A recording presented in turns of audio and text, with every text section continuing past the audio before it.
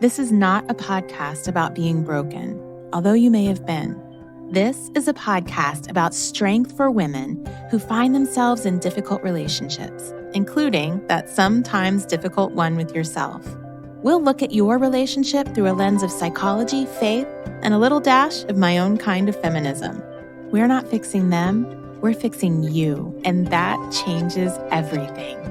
Welcome to Stronger in the Difficult Places. Save yourself, heal your relationships. Listen in. Sherry, I am so thrilled to have you today to be on my podcast and share your wisdom and knowledge with my audience.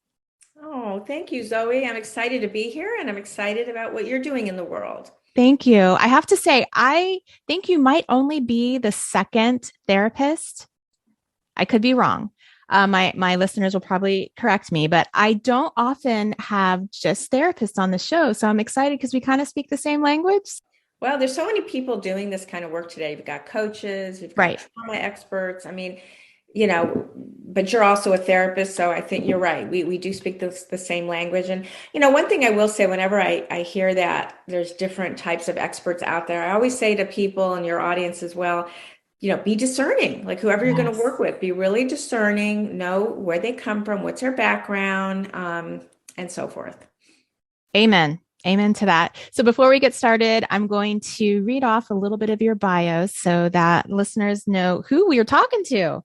Sherry Gaba is author of the best-selling book, Love Smacked. You've seen her featured on VH1 Celebrity Rehab, CNN, Inside Edition, Access Live, E! News, and in Cosmopolitan, Women's World, The Los Angeles Times, Thrive Global, The New York Post, Marriage.com, and Psychology Today. She's a licensed psychotherapist, as I already said. She's a life coach and founder of Wake Up Recovery. Sherry marries her vast knowledge of the addiction recovery process with her expertise in relationship coaching and counseling. She is author of Love Smacked, How to Stop the Cycle of Relationship Addiction and Codependency to Find Everlasting Love. And so, Sherry, I wanted to have you on here today because, as you know, the topic of my podcast is women in difficult relationships, including that sometimes difficult one with yourself. So it's not always with other people, although, there's the ripple effect. But before we get started today, can you please share with my audience a win and a fail? A win is you never give up. You just never give up. And a fail, oh my. Well, I've had relationship failures that have turned into wins. How's that? Okay. So tell me about that. You never give up. How is that a win for you? Well, my book is really a lot about multiple marriages, love addiction, being in one relationship after the next. Mm-hmm. And, as a therapist, that there are reasons that relationships don't work out. There's reasons that we pick similar partners, different faces, different names. And there's reasons that we get addicted to love. And a lot of it comes back to trauma, which we can talk about a little bit later. But my book really focuses on that. And I've been married multiple times. And until I figured out what the trauma was that was part of this whole cycle of love addiction, I was really like, what's wrong with me? And I did look at all these things as failures, but they really weren't failures. They were just trauma responses to early abandonment issues that I suffered with and that most love addicts do suffer with. Right.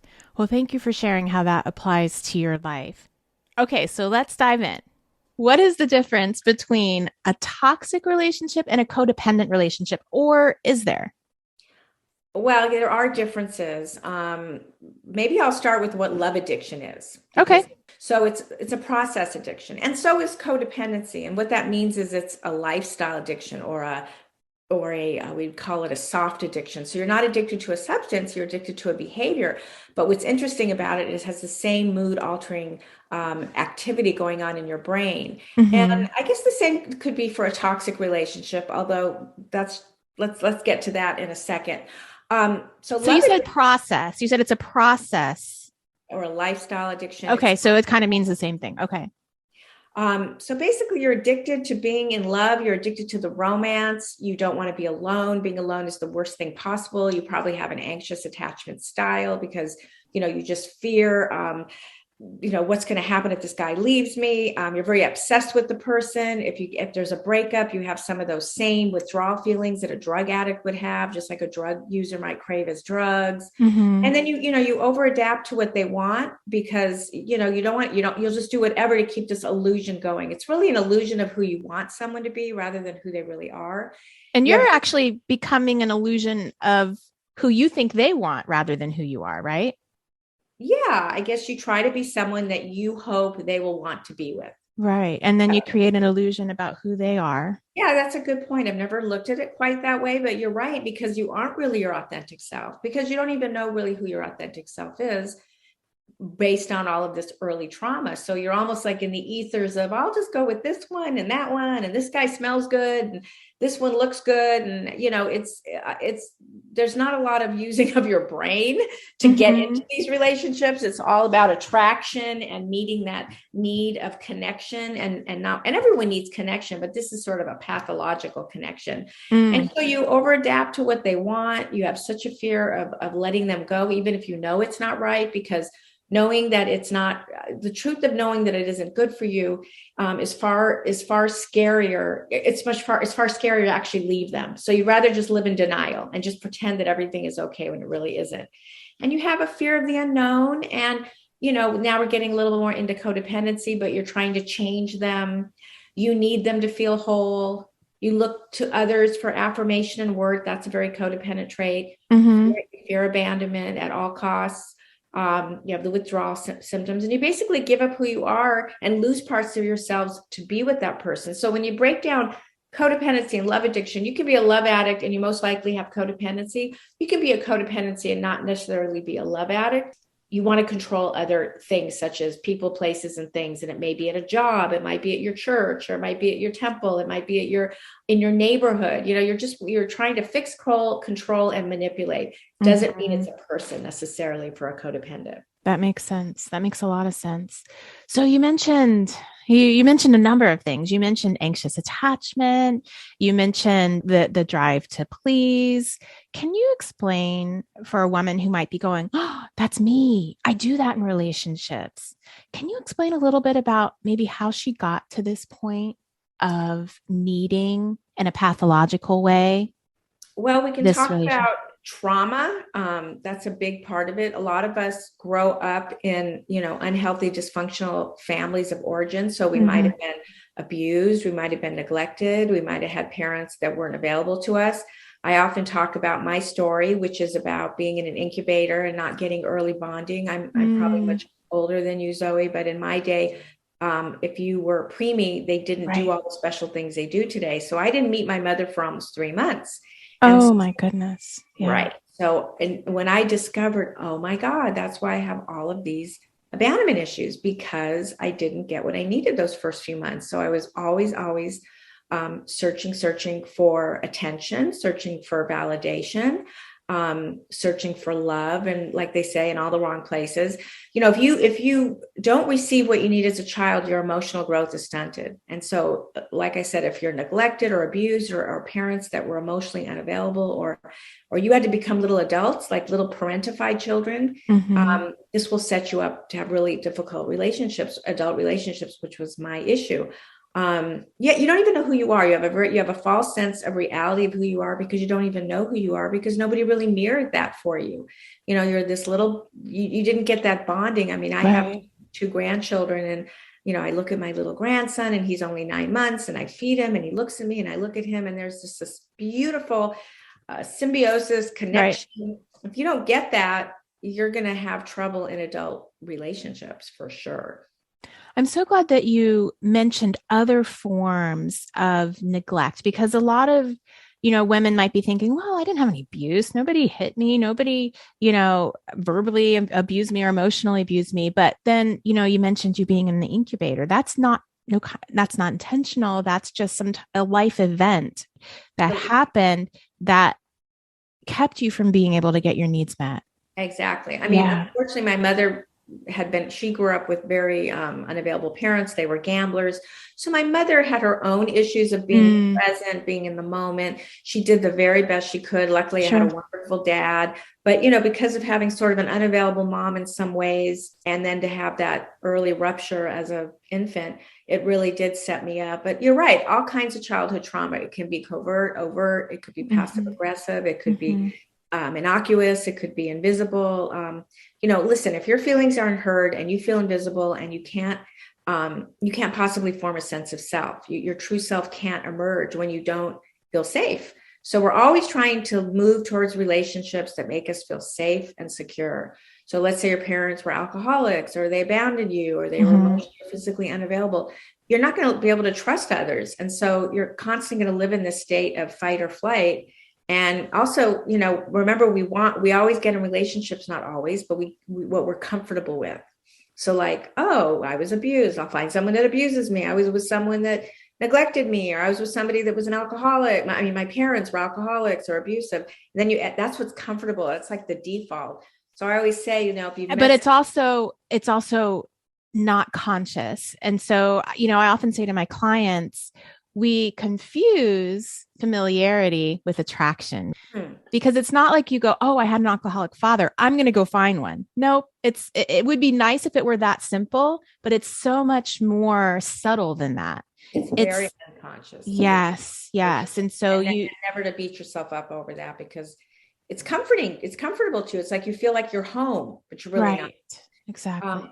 Nobody can give you what you didn't get as a child. And that's generally what you're trying to do. You're trying to find someone who unconsciously, replicates that parent that wasn't there for you. And then you're going to try to make that person be who you want them to be. And that's not really built on adult, mature relationships. I mean, that's something that is, that's a wound. You're trying to heal a wound, and a relationship cannot heal that wound. But again, if you meet someone and you find someone who makes you feel safe and secure, that's certainly a great step towards healing the wound, but they can't fix you or make you whole. We have to fix ourselves, ladies, right? And that's what love addicts don't want to hear. And that's what I didn't want to hear. I just wanted to be in one relationship after the next. I was just too afraid to be by myself, to be on my own. Scary. You're right. It's really hard to hear it. It's necessary. And I've talked before about a therapist that I was working with, and I don't remember exactly what the words were now, but essentially he was like, okay, that's your problem that you have to fix. And I remember being angry, but I also remember taking that and going, oh, okay, this is mine. Yeah. Yes. I mean, people don't want to feel the pain. I mean, that's why we have addictions. People want to self-medicate the pain. For me, it was the pain of aloneness, the pain of emptiness, the pain of not belonging, the pain of the pain. I just didn't want to feel it. And so anybody that's listening, I guarantee you, if you aren't willing to go through the pain and walk through it, you're never going to get to the other side. You're just going to keep settling for less. Right. But you can do it. Even though it's scary, you can do it.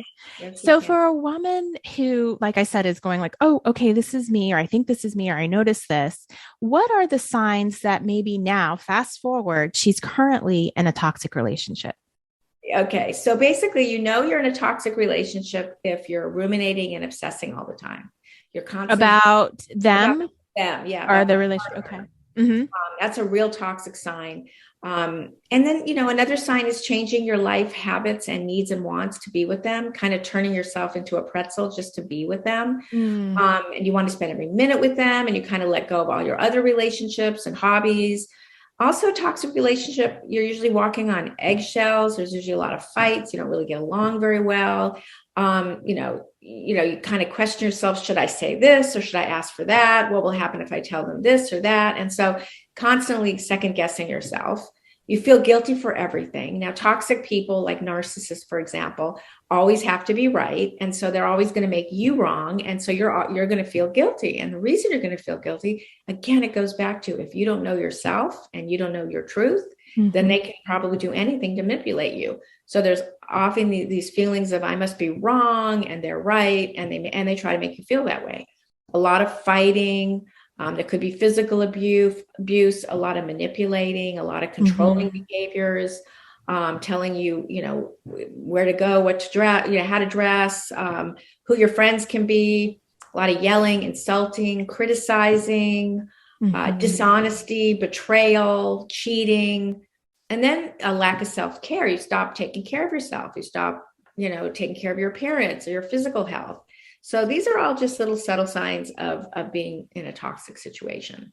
Remember, of course, we always bring ourselves to these relationships. So we are part of this dynamic. Do you feel that in some situations, the relationship can be improved if a woman changes some of her behavior or thoughts or lens? I think you have to really take a look at, is this really what I want? Is this really what I want? You can choose to stay. Sure. What am I trying to say? I don't necessarily agree. Recommend. Recommend. Thank you. I don't necessarily recommend that.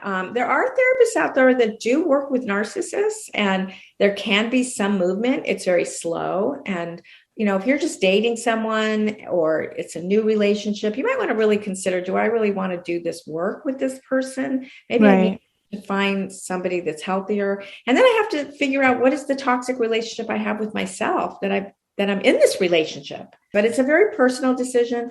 But I think if it is a full-blown narcissist, that person's going to really need help for sure. Okay, so you've been using this word narcissist. Can you explain to somebody what that is? Because it's thrown around so much. So is gaslighting. I hear it in the teenagers, like, oh, you're gaslighting me, and they have no clue what it actually means. People will say, oh, he was a narcissist. We just throw that around. So for someone who's wondering, is my partner a narcissist?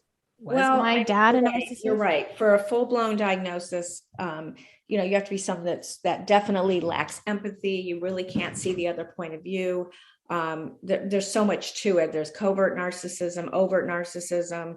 And I don't want to throw the word around. There's some people that just have traits, but if they really lack that empathy and they really can't see another person's point of view, they may be a full-blown narcissist. Narcissistic traits can be anything from love bombing you in the beginning of a relationship, where they give you all this attention and adoration, and they're basically, bombarding you with lavish gifts, and they're complimenting you all the time, and they tell you, I love everything about you. I've never met anyone like you. You're so perfect. You're the person I want to be with the rest of my life. This might be a sign that this person is a narcissist who has traits, because they're love bombing you. They're basically trying to suck you in. I mean, a healthy beginning dating stage can have those butterflies. There could be a lot of excitement, but there usually isn't this intensity of what a narcissist will do. Right. They want you. This is another thing. You really know you're with a true narcissist if you try to set a boundary and they just will not have it. That is something you really want to be aware of. And they want your undivided attention. They start isolating you. These are not good signs. What does the empathy part look like? So for someone who doesn't really understand that, when we say they can't empathize with you. They don't know anybody's point of view but their own. It's hard for them to. Not hard. It's impossible for them to see another point of view. They literally they don't have the capacity, but they can act like they see. Exactly. They can pretend, because they put on a really good false mask. Yes. And I think that's the difficulty, because when we say they have no capability at all, someone, especially a codependent, can go, oh, but wait, I remember when I was crying that day and he came to me and he asked me how I was feeling. And I'm glad that you made that point, that they are able to act like it, because they can follow social norms and they can know, oh, I'm supposed to ask this question. Yeah. When this person is doing this, because I've seen them. They're manipulators. Correct. So they know how to play the game. They do. They really do. They also want commitment really fast. So that's something you want to really watch out for. But like I said before, they get very upset when you try to place a boundary. And that's the one you really want to watch out for. Is the boundary. Okay. So for a woman who's struggling and she recognizes, I'm in a relationship that's toxic, I'm probably a love addict, and maybe codependent too. What now? Well, first of all, I just want to say anybody that's on this podcast now is obviously getting educated and becoming aware of what's, could this be me? And I think it's fantastic that you're educating yourself, and maybe you're on YouTube, or maybe you're on, like you could be on Instagram. You're learning, you're becoming aware. So yay for that. just start looking at every relationship that enters your life as an opportunity to heal and grow and become more self-aware, not to beat yourself up. Your focus really has to shift from the outside in, and every relationship is manifested into our lives to mirror the relationship we have with ourselves. So, like I said earlier, if you're attracting toxic relationships or continue nurturing your addiction to them, it's because really, first and foremost, you have a toxic relationship with yourself. So you have Amen. to take a look at that and go, what's going on here? Mm-hmm. What is that about? And again, no shame, no blame, just an understanding and an awareness. Accept and welcome the process. It's a constant work in progress of uncovering and resolving toxic childhood experiences and conditioning. If you realize you do have a history of trauma, you want to find a therapist like myself, perhaps Zoe as well, that understands trauma and works and does trauma therapy. I do somatic work, I do tapping, I do polyvagal theory. There's all kinds of types of trauma therapy, but make sure you're working with someone that really can help you with that early trauma and start building that connection with your healthy self, the highest version of yourself, the emotional self, your spiritual self. These are all a great way to begin healing. Pick up my book.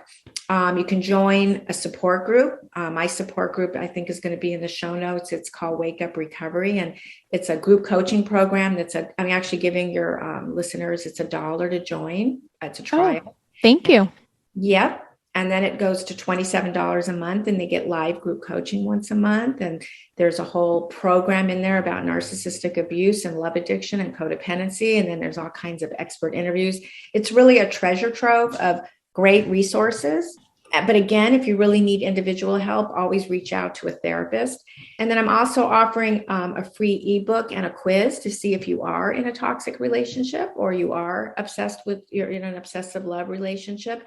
So we'll put that link in the show notes. Yeah, definitely take the quiz. So you talk about, I have clients who are in the process of breaking up and they're looking forward. They're in that fear place too of, I'm going to lose him. And so it seems like there's nobody, right? It's that whole thing where they fear that nothing's going to come after him. Can you tell me a little bit about the withdrawal that you talk about from a toxic relationship? What is that? So the withdrawal is almost like a heroin addict needing its fix. So you're going to start to feel very empty, very alone. You're going to have, might have some physical signs, heart palpitations. You're kind of jonesing for another relationship. And so this is the time to go, okay, I'm going to really start connecting inward. I know I want to connect outward. I know I want to fill this void with something outside of myself. But you know what? I'm going to spend some time and really understand what is really going on here. Why? How can I self-soothe myself? Mm-hmm. Maybe this is a good time to understand, how to really connect with me. The bottom line is if we don't connect with ourselves, we can't connect with someone else. I remember, all the different relationships that I was in, I would blame them. Oh, they were this or they were that. Truth was, I picked them, and I picked them because I didn't have a relationship with me. So A I was, healthy one, yeah. yeah. So this is such a beautiful time during this withdrawal phase is to go inward and that's deep. Great. So yes, this is the time to focus on your relationship with yourself and doing some of those steps that we talk about, journaling, being able to sit with yourself, take yourself on a date. Oh, and then there's a lot of different things that I work with on a physical level with my clients, where I teach them different techniques to help self-soothe. Because there are ways to self-soothe. When someone says, well, just focus on you, it's like, well, that makes me anxious. So of course it makes you anxious. So there's all different types of tools that are out there to help you learn how to self-soothe. Can you share a physical tool with us? This one could be, you take your finger and you put it between your on your breastbone, between your breasts, and you just kind of slightly press. And that'll really help with anxiety. And then another one is you have like a little fatty tissue between your thumb and your finger. Grab that little fatty tissue and you press on it. And it can just give you some relief from that anxiety. Tapping That's a really great, you can go on YouTube and find all kinds of tapping. There's an app called the Tapping Solution. I do tapping with my clients, but what tapping does is it moves energy. So if you're having an obsession over somebody, it's such a great, great tool. It's like almost like a tranquilizer of without taking a tranquilizer. It's going to definitely calm you down. It's going to move the energy that's stuck in your body. Yes, self-soothing is really important, especially when you have a love addiction, because you generally are seeking outward to get somebody else to give you that type of physical soothing. And so you're literally detoxing. Think of someone who goes right. to rehab and is getting off drugs. You are literally detoxing. The same thing as a drug addict. Just so and also if you've been in a toxic relationship, there are peptides that you create in your brain, and you're looking for that drama. You're looking for not drama. You're looking for that trauma response. Right. Yeah. And you're like addicted to that trauma response. So this is all really normal, but there are ways to get through that withdrawal phase. And I love that you said that about focusing on yourself and how that makes people feel. Although my experience is that if focusing on yourself, if spending quiet time with yourself creates a feeling of a fear, terror, or just disgust, or just, I don't want to do that, it's probably because you need to do it more. Oh, that's it. That's what we get back to. You have to walk through the pain. It's painful. It's it is painful with ourselves. Why? Because we never were with ourselves. Nobody was with us in that bonding kind of way. So we never learned to just be with us. I mean, it's very fascinating. And so in addition to self-soothing, in addition to spending time with ourselves, quiet time, taking ourselves out, we also have to explore. We need to start asking ourselves difficult questions, wanting to know more about ourselves instead of always seeking for other people to know us better. We need to work on knowing ourselves better. And have stuff in your ears all the time. That's why I love my membership, because not that it's a therapy program, it is group coaching, but in between therapy, you have all these great resources. You have a private group of people that have been through what you've been through. And so you relate to each other, or you listen to the different audio lessons or video lessons. You're always putting this information in your brain that's changing the neural pathways. I mean, when I left the alcoholic, I just absorbed everything I could to break away from that relationship because it was so painful. And it helped. It helped. I joined meetings. I joined programs. I sought therapy. I did it all just, to get past that pain. Thank you so much for sharing, Sherry. What would be a last thing you would like to leave a woman and who's listening, who's sitting here now and is feeling maybe scared, frustrated, angry at herself even? It's about no shame and no blame and no guilt, and having an understanding, how did you get here and how can I change my patterns in relationships, either the one I'm in or future relationships? I mean, what can I do different? That old saying, keep doing the same thing over and over again, we're going to get the same result. So what can I do differently? How can I seek help? How can I understand myself more deeply? And having faith that it's going to get better if you're willing to, to dive deeper and dive deeper. Beautiful. Yes, there is hope. There's always hope. Yeah. Thank you so much, Sherry.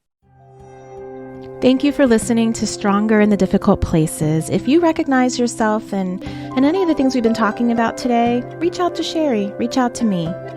And don't forget to subscribe to my email list so that you can get some encouragement from me. Episodes generally go out on Tuesdays. Have a super week.